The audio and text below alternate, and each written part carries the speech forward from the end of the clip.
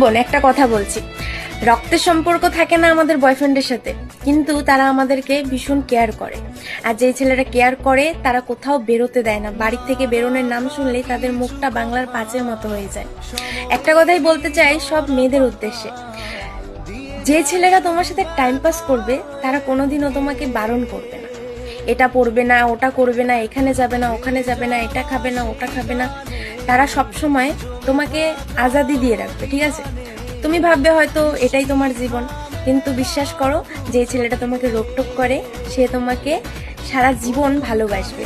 সে তোমাকে বাড়ির বউ বানাতে চায়, সে তোমাকে আলাদা একটা গ্রিন ফ্ল্যাগ দিতে চায়, যেটা হয়তো তুমি বাইরের জগতে গেলে পাবে না।